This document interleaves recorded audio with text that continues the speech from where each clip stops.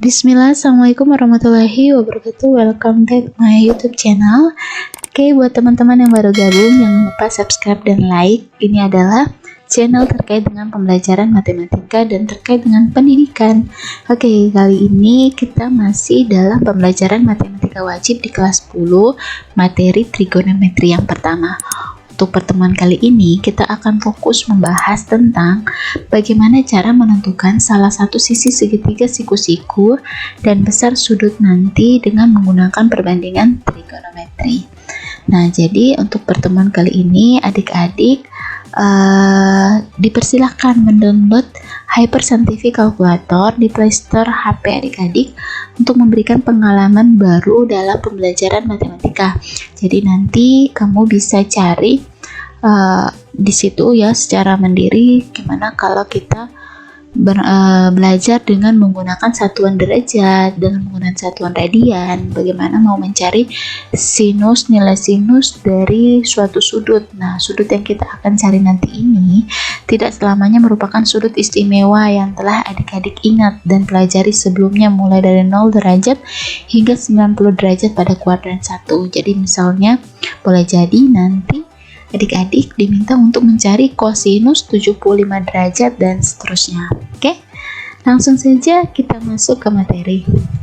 Tujuan pembelajaran kita untuk hari ini yaitu yang pertama, peserta didik diharapkan dapat menentukan nanti salah satu sisi jika diketahui besar sudutnya dan salah satu sisi lainnya dengan tepat. Nanti di sini kita menggunakan perbandingan trigonometri yang cocok untuk mencari panjang salah satu sisi segitiga siku-siku.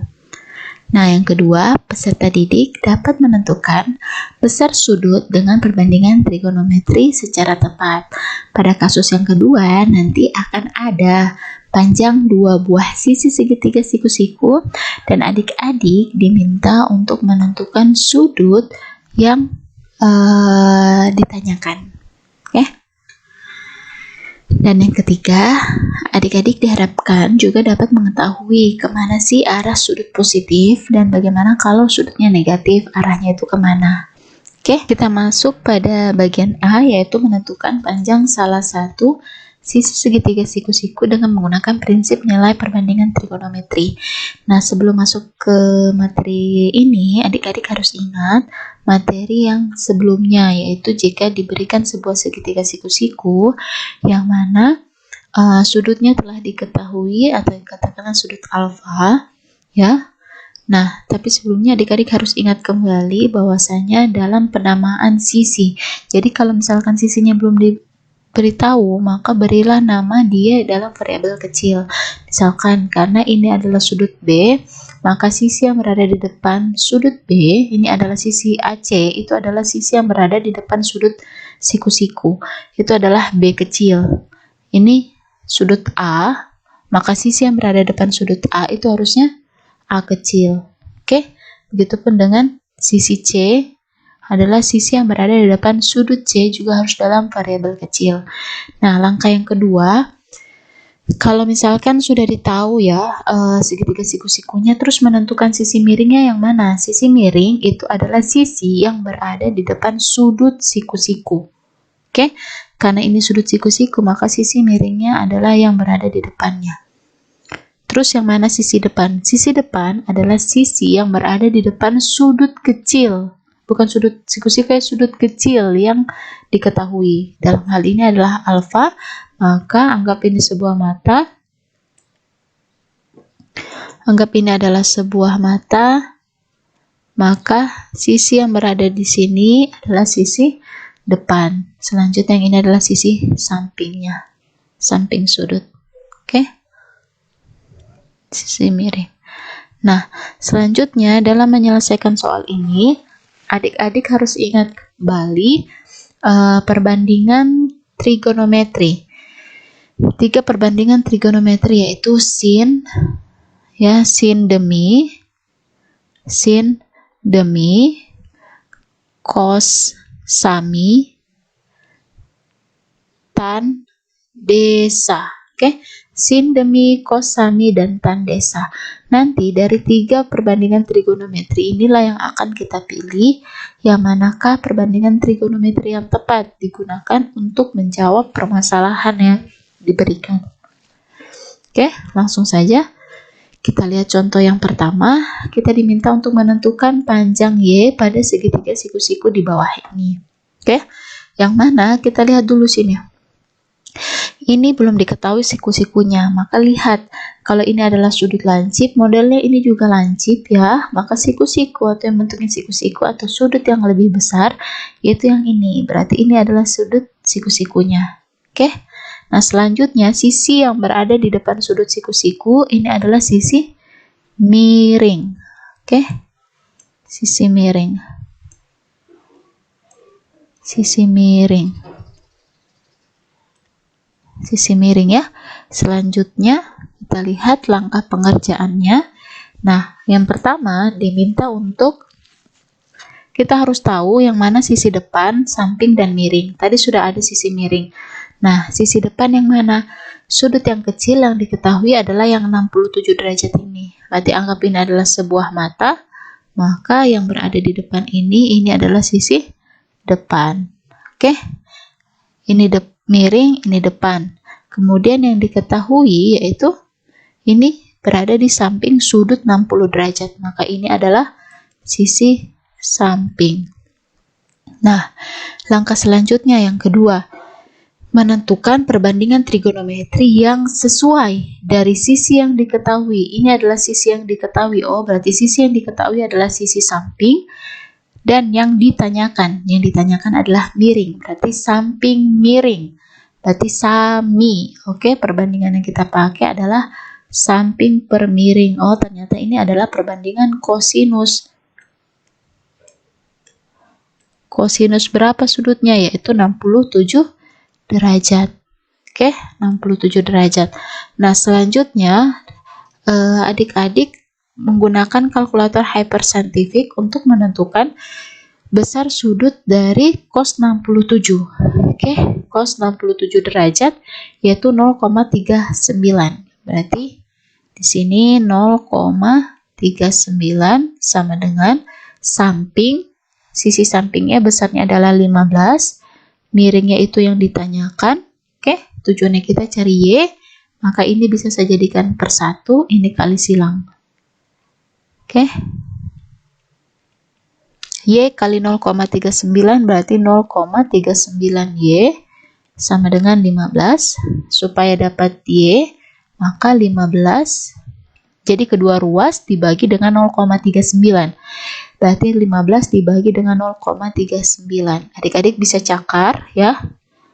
15 dibagi dengan 0,39 itu hasilnya adalah 500 per 13 ya. Boleh dalam bentuk pecahan atau dalam bentuk desimalnya. Desimalnya yaitu 38,46 cm. Oke, karena Y ini adalah menandakan panjang sisi yang satuannya cm, ya tuliskan atau sertakan panjangnya itu dalam cm seperti itu. Oke, kita lanjut ke contoh yang kedua. Nah, ini adalah soal atau permasalahan dalam kehidupan sehari-hari. Jadi trigonometri itu sangat erat kaitannya dalam permasalahan sehari-hari ya, dalam menentukan sudut tembak atau panjang atau tinggi tiang bendera misalkan, tanpa harus kalian mengukur dari bawah ke atas, itu tidak perlu, itu bisa menggunakan prinsip trigonometri.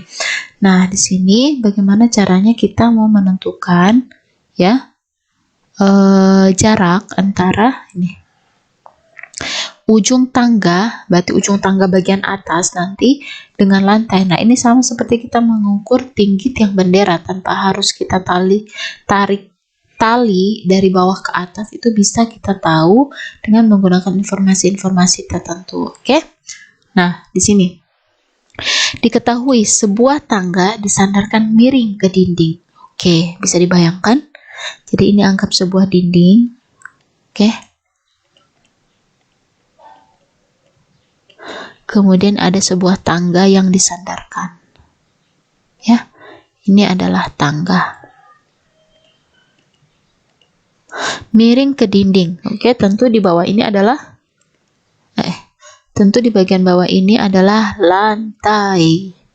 Ya, ini adalah lantai. Lantainya rata ya, hendak bergelombang seperti ini. Lantai. Oke. Nah, jika panjang tangga, panjang tangga 2,5 meter dan membentuk sudut 72 derajat dengan lantai. Jadi tangga dengan lantai itu membentuk sudut 72 derajat. Berarti ini sudutnya. Oke. Tentukan jarak antara ujung tangga bagian atas. Ini tangga bagian atas dengan lantai. Jaraknya yang mana? Jarak itu harus tegak lurus ya. Yang tegak lurus yang mana? Yang membentuk sudut siku-siku, berarti yang ini. Jadi jarak yang dia tanya itu adalah tidak lain merupakan tinggi dinding yang disandarkan tangga sampai ke lantai.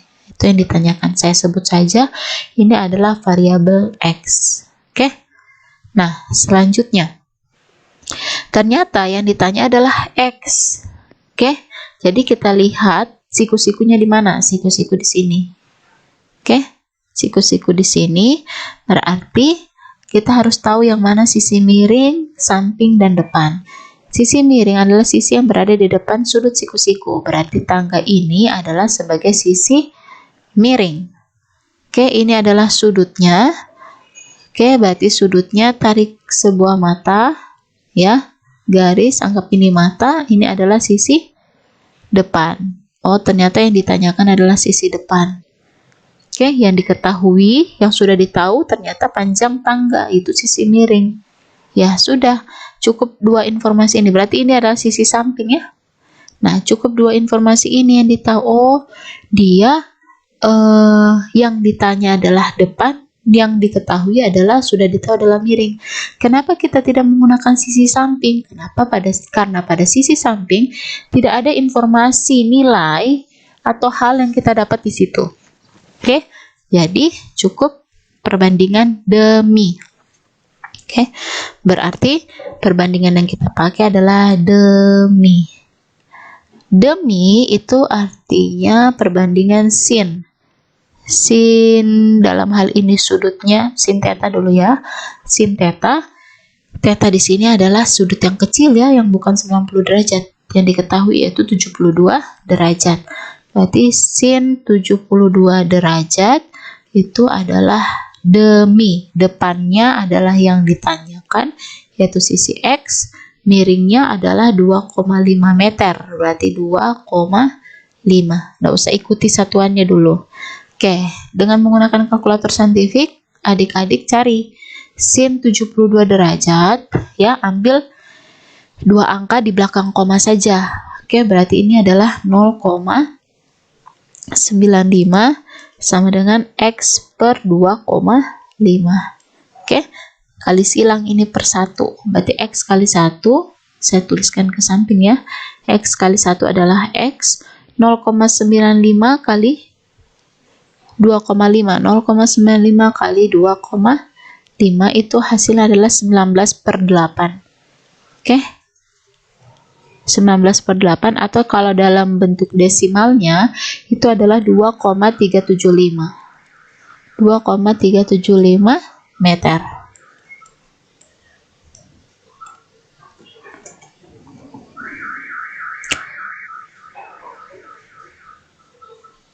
Oke, 2,375 meter. Oke, nah misalkan adik-adik bingung gimana sih caranya dapat pecahan seperti yang ibu dapat. Nah, sebenarnya ini bisa hitungan ini kita arahkan ke dalam bentuk pecahan. 0,95 itu jadinya 95 per 100 karena ada dua angka di belakang koma. Kalau satu angka di belakang koma berarti nanti dia per 10, kalau 3 angka berarti dia per 1000. Oke, sama dengan X per 2,5. Ini satu angka belakang koma, berarti per 10. Berarti ini sama dengan 25 per 10. Oke. Nah, selanjutnya kita selesaikan. Ya, ini bisa dituliskan kembali dulu 95 per 100 sama dengan 10 kali X berarti 10X per 25. Oke, ini bisa disederhanakan dulu, masing-masing bagi 5, dapatnya 1, ini dapat 5, masing-masing bagi 5, boleh ya, bagi 5, ini dapatnya adalah 20, 95 bagi 5, itu berarti dapatnya adalah 19, oke, 19. Nah, selanjutnya, nih, berarti kalau saya tuliskan kembali 19 per 20 sama dengan X, 1 kali X berarti X per 5. Sederhanakan. Ini antara posisi 20 dengan 5, itu boleh kamu bagi langsung. Atau kali silang juga langsung boleh. Oke? 20 kali X berarti 20X sama dengan, saya tidak langsung kali ini ya, saya cuma tulis 19 kali 5. Karena nanti 5 bisa saling menyederhanakan dengan 20. Supaya saya dapat X, maka kedua ruas ini harus dibagi dengan angka yang berada di depan X, berarti dibagi 20. Berarti 19 kali 5 per 20. Nah, ini yang saya katakan, saya tidak menghitung 19 kali 5 secara langsung. Berarti masing-masing bagi 5, ini dapat 1, ini dapat 4.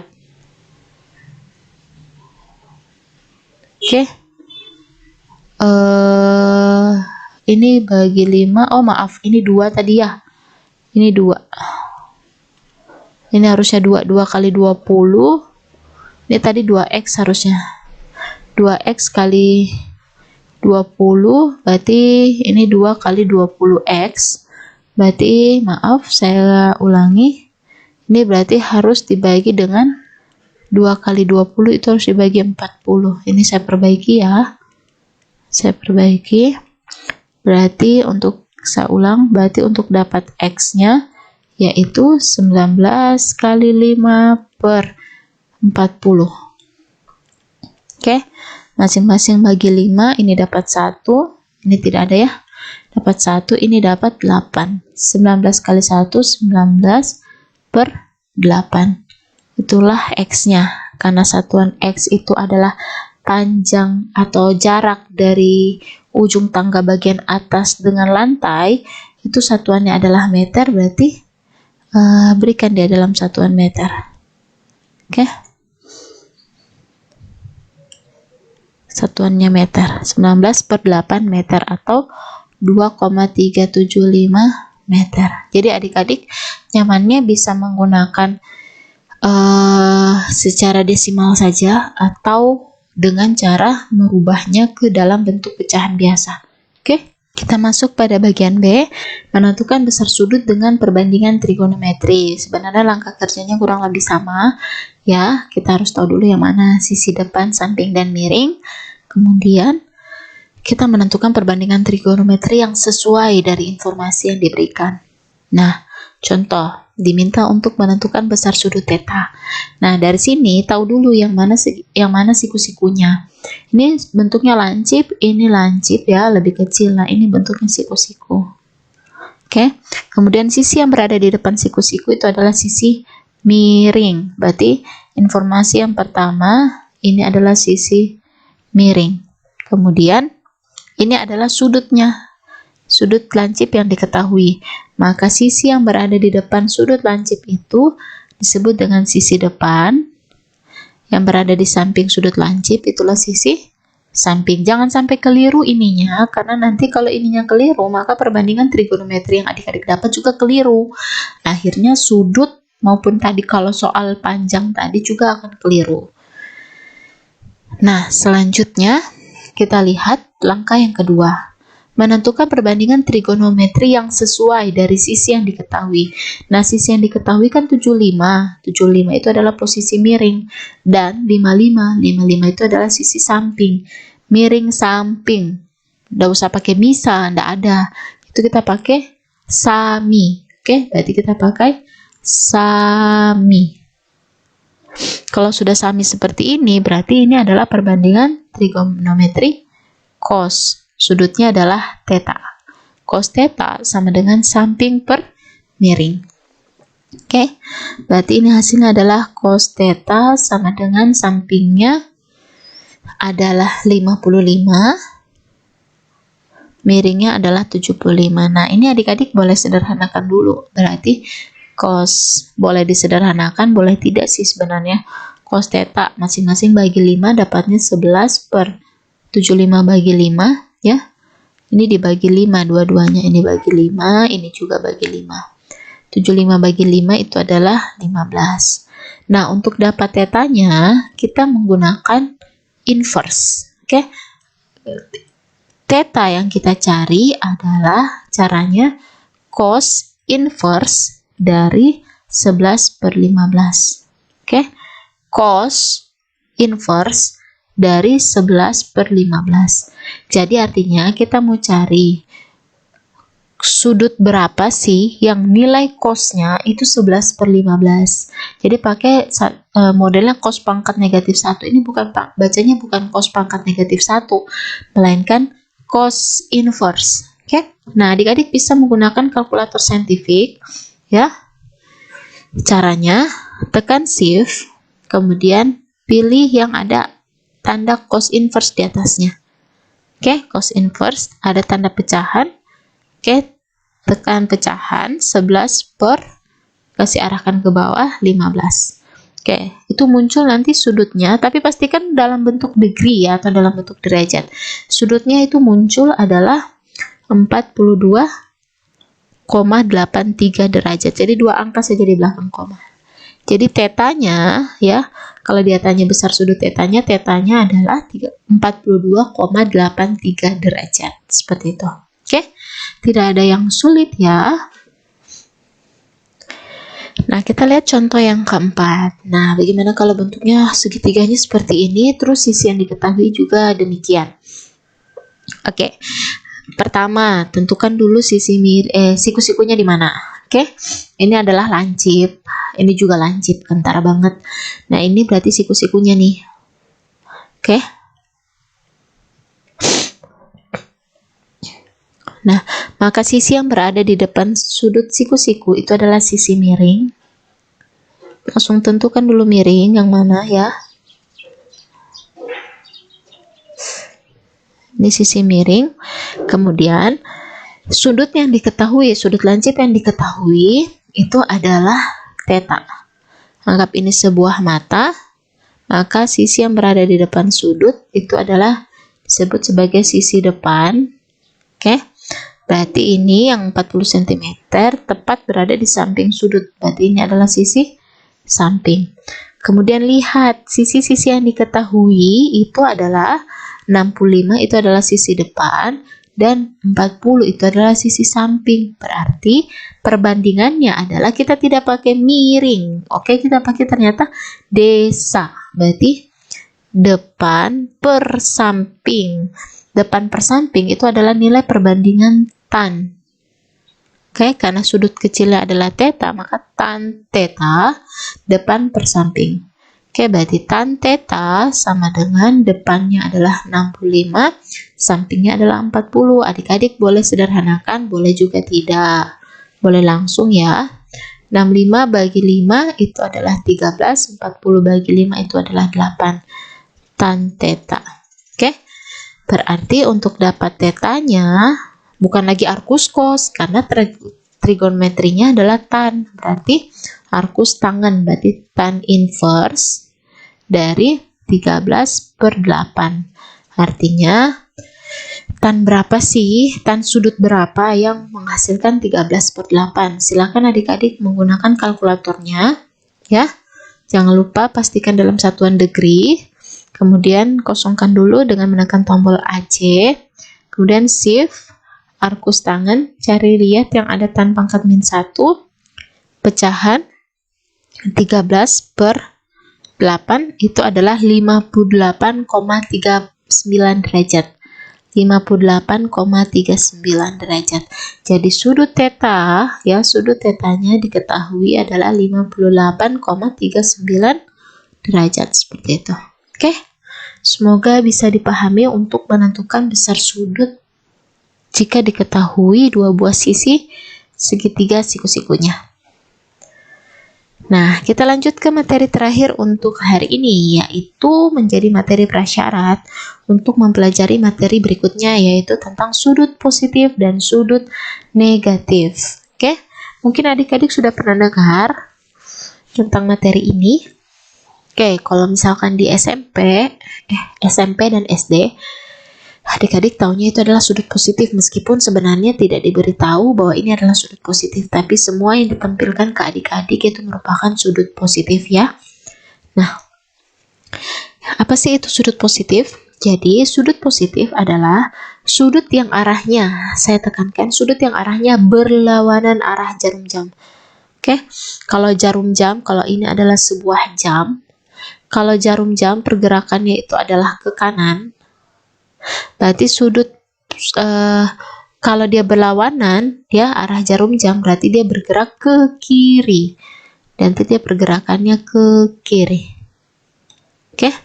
Nah, sedangkan sudut negatif adalah sudut yang arahnya searah jarum jam, berarti arahnya bergerak ke kanan dari sumbu X positif.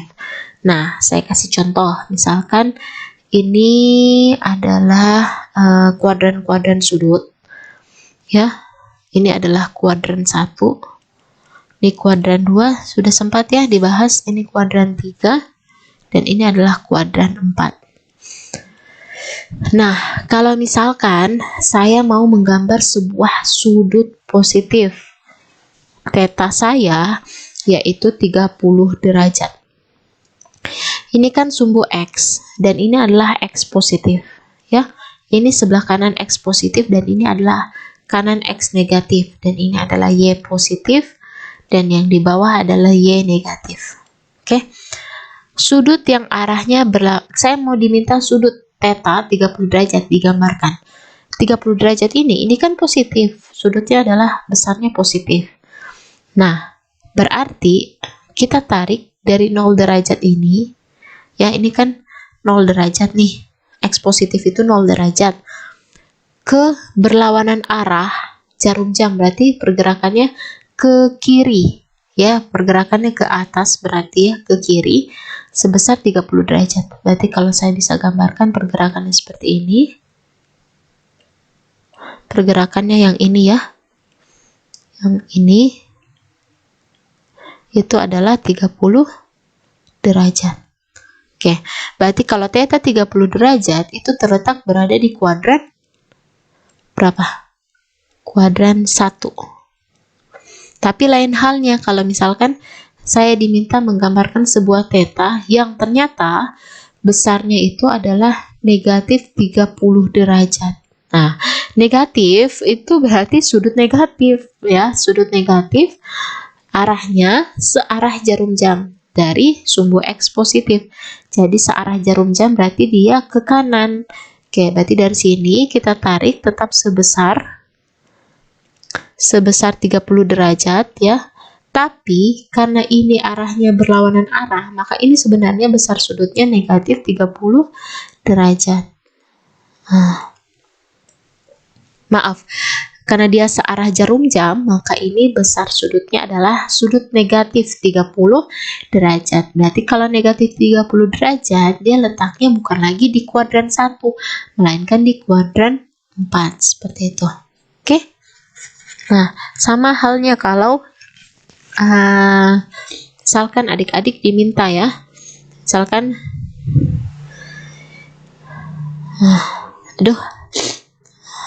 anggap lurus aja ya. Misalkan diminta ini kita diminta untuk gambar theta. Ada dua. Yang pertama yaitu 120 derajat dan alfa yang berikutnya itu nilainya negatif 120 derajat.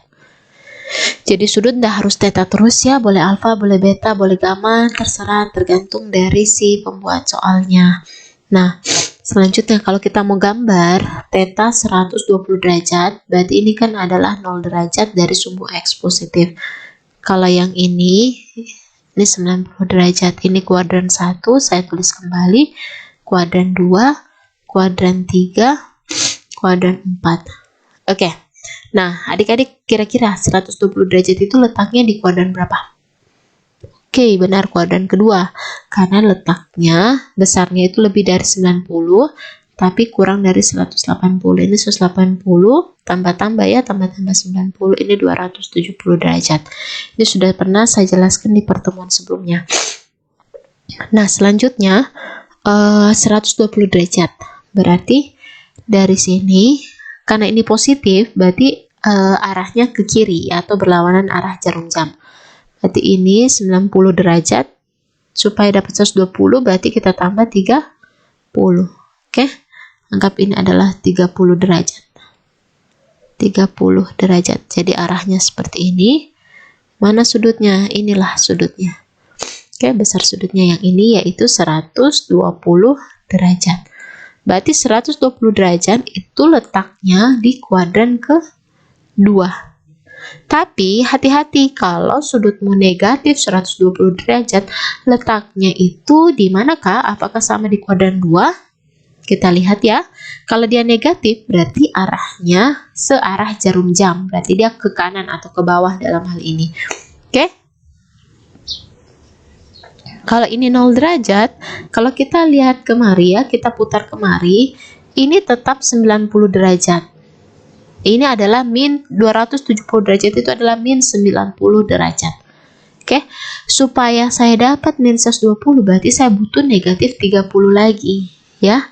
Karena min 90 ditambah dengan negatif 30 dapatlah negatif 120 derajat. Berarti ini ditambah dengan negatif 30 derajat. Oke, negatif 30 derajat. Nah ini. Oke, jadi besar sudut dari 0 derajat ke arah searah jarum jam itu adalah negatif 120 derajat. Ternyata letaknya sudut ini berada di kuadran ke-3. Oke, jadi jelas sudut positif dan sudut negatif itu nantinya itu akan mempengaruhi letak atau keberadaan si sudut tersebut.